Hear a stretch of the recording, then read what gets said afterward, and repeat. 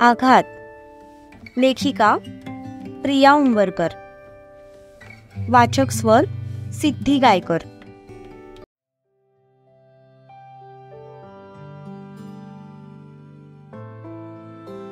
मृत्युंजयला हॉस्पिटलमधून डिस्चार्ज देण्यात आलं.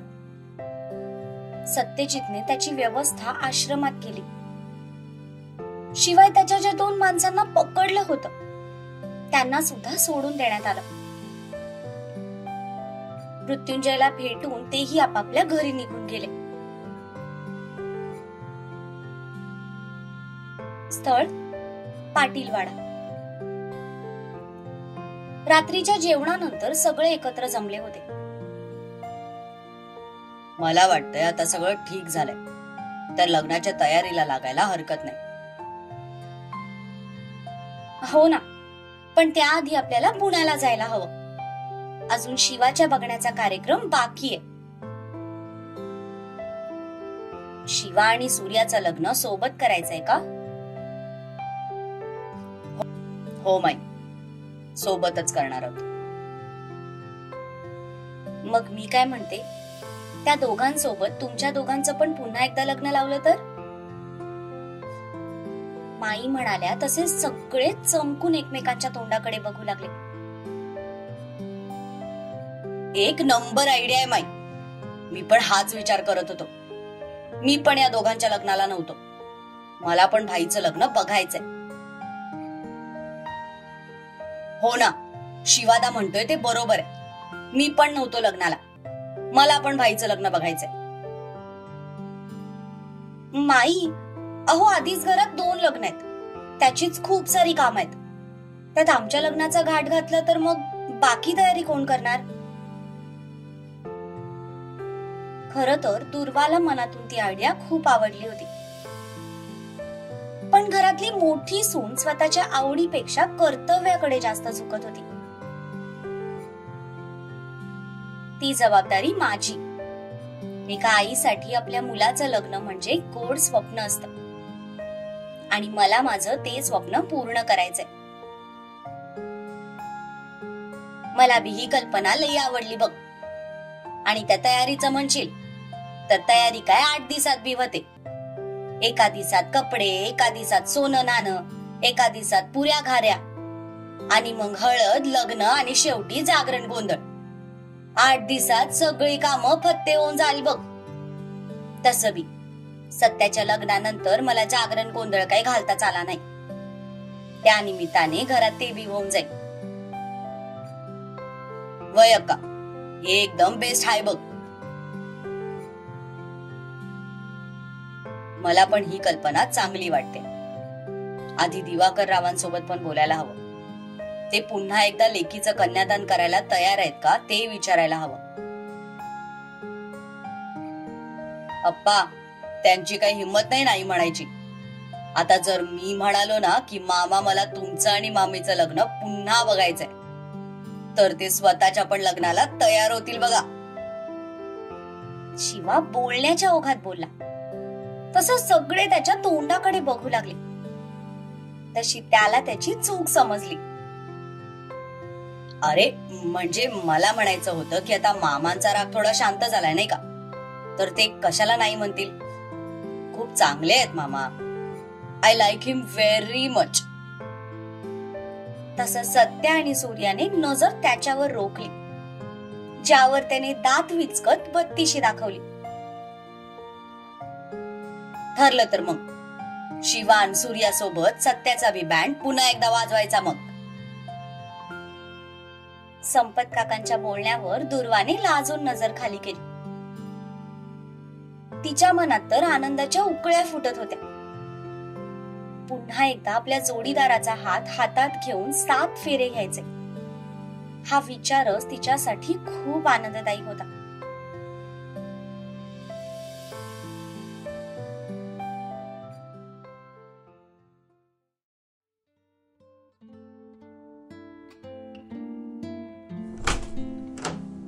इकडे शिवा त्याच्या रूम मध्ये आला.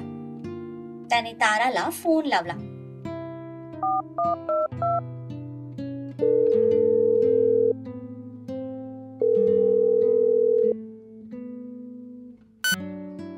हॅलो. हॅलो माय पसारा, how are you? I am good. Missing मी? नाही. तू त्या झेंडू सोबत बाहेर कुठे आहेस का? शिव, तुम्ही का सतत त्याच्या मागे लागता हो? गरीब आहे बिचारा. गरीब आणि तो? हो.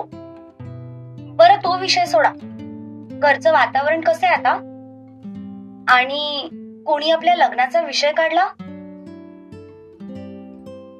विषय तर काढला, पण आपल्या लग्नाचं थोडं अवघडच दिसतंय मला. अवघड म्हणजे? ते माई म्हणत होती की मुलगी जरा जास्तच मॉडर्न आहे, आपल्या घरात सूट होणार नाही म्हणून. मग तुम्ही काय बोललात? मी काय बोलणार? आता इथून पुढे घरातले सगळे निर्णय माईच घेणार. सो ती म्हणेल ते ऐकावंच लागणार ना मला. अच्छा, नो प्रॉब्लेम. तुम्ही ना एक काम करा, एक गरीब बिचारी गोगलगाई मुलगी शोधा आणि तिच्याशी लग्न करा. मला काहीच प्रॉब्लेम नाही. मी पण इकडे अखिल सोबत लग्न करते आणि सरळ परदेशी निघून जाते. त्या झेंडूने साधा विचार जरी केला ना तुझ्यासोबत लग्न करायचा, तर त्याची तंगडी तोडून डोळीवर वाळत घालेन मी, ते पण चिमटे लावून.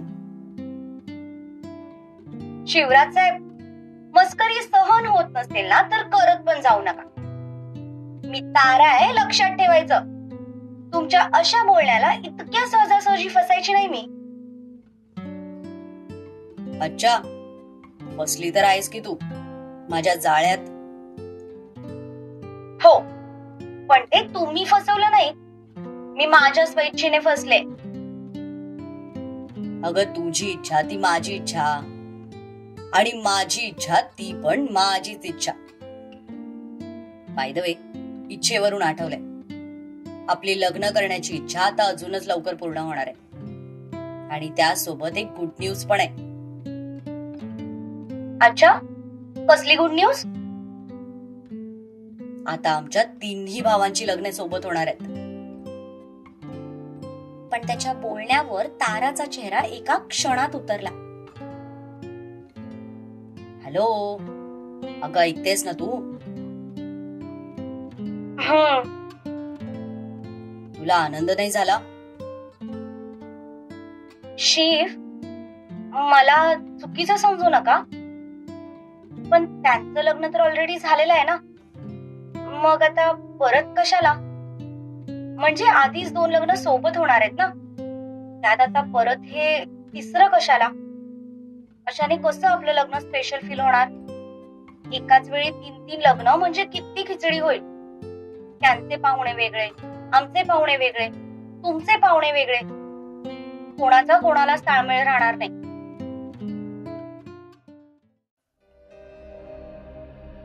तारा, मी स्पष्टपणेच बोलतो, गैरसमज करून घेऊ नकोस. मी ना लहानपणापासून एकत्र कुटुंबात वाढलं. लहानपणापासून बऱ्याच गोष्टी माझ्या दोन्ही भावांसोबत शेअर करत आलोय. त्यामुळे माझ्यासाठी आनंद म्हणजे शेअरिंग, जो इतरांना दिल्यावर माझ्याकडे दुपटीने वाढतो. अर्थात हे माझं मत झालं. तुझे पण काही लाईफ बद्दल व्ह्यूज असतील. तुझ्या वातावरणात वाढलीयस, त्यात तुझा असा विचार करणं अगदीच साहजिक आहे, आणि ते मी समजू सुद्धा शकतो. पण माझ्याशी लग्न केल्यानंतर तुझं लाईफ बदलणार आहे हे मात्र नक्की. कारण या घरात आल्यावर तुला बऱ्याच गोष्टी कॉम्प्रोमाइज कराव्या लागतील. तू आता जशी फ्रीली वागतेस, फ्रीली बोलतेस, तसं कदाचित इथे चालणार नाही. अर्थात फ्रीडम असेलच, पण त्याला काही मर्यादा असतील. या घरात वयस्कर माणसं जास्त आहेत, त्यामुळे त्यांच्याशी बोलताना एक लिमिट सांभाळून तुला बोलावं लागेल. जसं वहिनी करते, ती सगळ्यांना सांभाळून घेते. मी तुझं आणि तिचं कंपॅरिझन करत नाहीये, पण फक्त एक उदाहरण देतोय. असं नको व्हायला की लग्नानंतर तुला असं वाटावं की मी कुठे येऊन पडले. त्यामुळे या गोष्टींची कल्पना आधीच देणं मला गरजेचं वाटतंय. त्यामुळे तुला जर या नात्याचा पुनर्विचार करायचा असेल तर अजूनही वेळ गेलेली नाहीये. हे बघ, तुझं लग्न फक्त शिवराज सोबत होणार नाहीये, तर शिवराज गंगाधर पाटील सोबत होणार आहे. आणि अजून एक, तुला जर वाटत असेल ना की लग्नानंतर काही दिवस राहून मग मी पुण्याची ब्रांच सांभाळायला तिकडे शिफ्ट होईन आणि मग आपण दोघे तिकडे राहू वगैरे, तर सॉरी, तसं काहीही होणार नाही. मी माझ्या फॅमिलीला सोडून राहूच शकत नाही. काम असलं तरी मी 8-10 दिवसात पूर्ण करून परत घरी येतो, पण कायमचं घरापासून दूर मी नाही राहू शकत. आता तू म्हणशील की जर तुम्ही तुमच्या घरापासून दूर राहू शकत नाही तर माझ्याकडून तशी अपेक्षा का करता? तर मी तुझ्याकडून ती अपेक्षा करतच नाहीये. मी फक्त माझी बाजू तुला समजावून सांगतोय. आणि आता डिसिजन तुझ्यावर आहे की तुला काय करायचंय.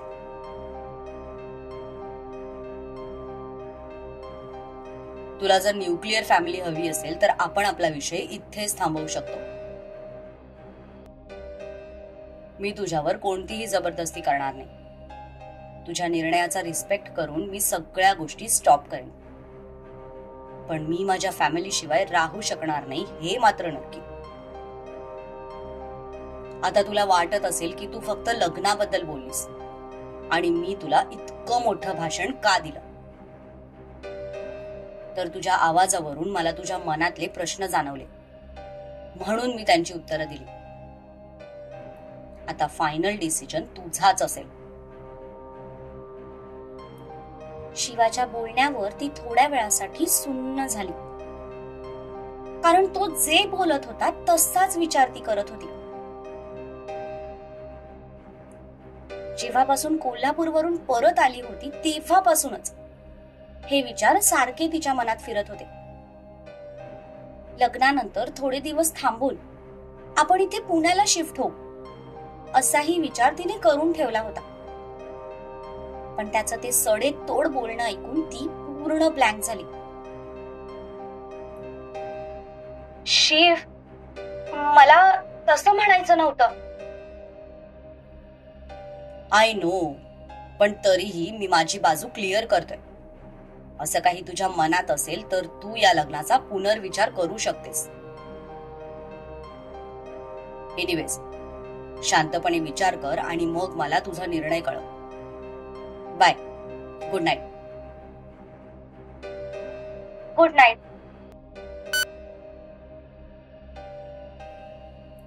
फोन बंद करून तो काही वेळ तसाच वरच्या छताकडे बघत बसला.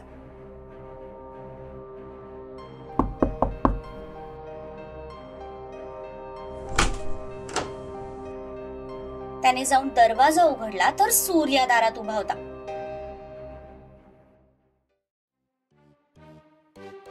तू नाही रे, माधुरी दीक्षित. कुत्र्या, सरळ उत्तर देऊच नकोस तू.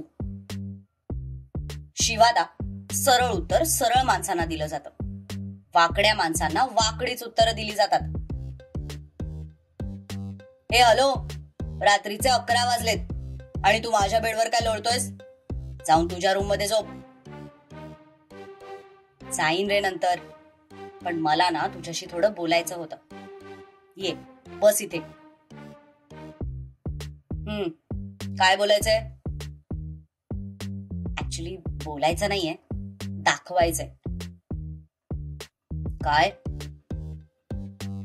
तसं सूर्या पालथा झाला आणि त्याने पाठीमागून दोन्ही खिशात हात घालत 2 बाटल्या बाहेर काढल्या. ते बघून शिवाचे डोळेच मोठे झाले. टॅन. अबे, तुला घर म्हणजे काय बिअर बार वाटला का? कोणी पाहिलं ना तर जाम फटके पडतील.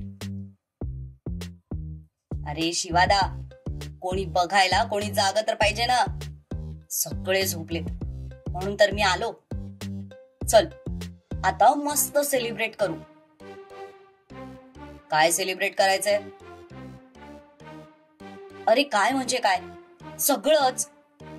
आपल्या घरावरचं संकट गेलं, माई परत आली, तुझं लग्न ठरलं, माझं लग्न ठरलं, आपल्या सोबतच भाईचं पण लग्न ठरलं. मग सेलिब्रेशन तो बनताय ना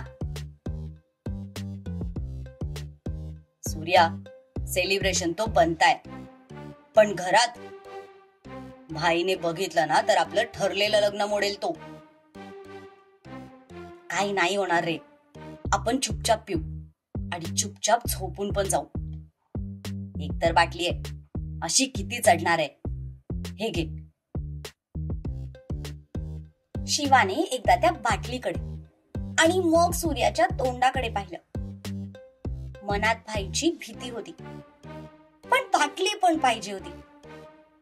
शेवटी भाईच्या भीतीवर बाटलीने विजय मिळवला. तशी ती बाटली त्याने हातात घेतली आणि दोघांनी चिअर्स करत त्या बाटल्या सरळ तोंडाला लावल्या.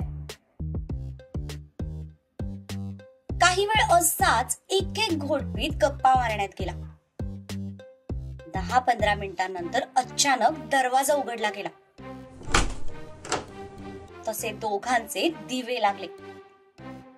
बाटली लपवावी, झाकण तोंडात गिळून टाकावं की स्वतः अदृश्य व्हावं, त्यांना काहीच कळेना. दोघांचीही प्रचंड धांदल उडाली. काय चाललंय? ते दोघेही सावधान पोझिशन मध्ये सत्यजितच्या समोर उभे होते. बाटल्या त्यांनी पाठीमागे लपवल्या. काही नाही भाई, आम्ही ना गप्पा मारत होतो. हो की नाही रे सूर्या? गप्पा, ते पण या वेळेला. त्याची ती धारदार नजर पाहून दोघांचा अर्ध अवसानच गळून गेला. भाई पुढे आपला खोटेपणा फार काळ टिकणार नाही हे त्यांना कळून चुकलं. त्यांनी एकमेकांकडे पाहिलं आणि चुपचाप पाठचा हात पुढे घेत सत्यजितला बाटल्या दाखवल्या. सॉरी भाई.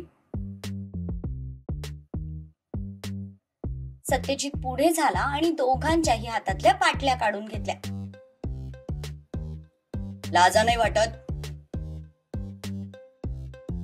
सॉरी भाई. सॉरी काय सॉरी? लाजा नाही वाटत का मला एकट्याला सोडून प्यायला? असे बघू नका, लग्न ठरलंय आपल्या तिघांचं, सेलिब्रेशन तो बनताय ना. तसे त्या दोघांचेही चेहरे इंद्रधनुष्यासारखे चमकले. माझ्यासाठी नाहीये का? आहे ना बाई, एक एक्स्ट्रा बॉटल आहे, घेऊन येऊ? सूर्यामधला अतिउत्साही नवरदेव लगेच जागा झाला. जा. सत्यजितच्या कन्फर्मेशनवर सूर्या विना विलंब पळत सुटला आणि जाऊन ती तिसरी बॉटल घेऊन आला. मग तिघांनी पण चिअर्स केलं आणि प्यायला सुरुवात केली.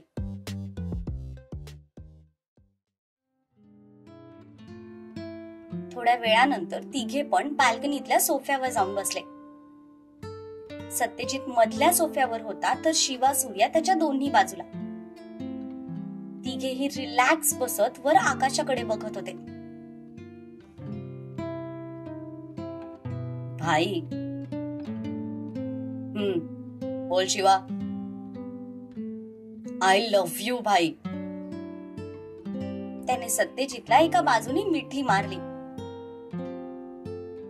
भाई, आय ऑल्सो लव्ह यू. शिवादापेक्षा थोडं जास्तच. सूर्याने सत्यजितच्या दुसऱ्या बाजूला जात त्याने पण त्याला मिठी मारली. I love you too. असं म्हणत सत्यजितने दोघांनाही जवळ घेतलं. काही वेळ तिघेही तसेच आकाशाकडे बघत एकमेकांना बिलगून बसले होते. थोड्या वेळानंतर आपोआप त्यांचे डोळे झाकले गेले आणि ते झोपेच्या अधीन झाले. सत्याची दोन्ही लहान मुलं त्याच्या छातीवर डोकं ठेवून शांतपणे झोपी गेली होती.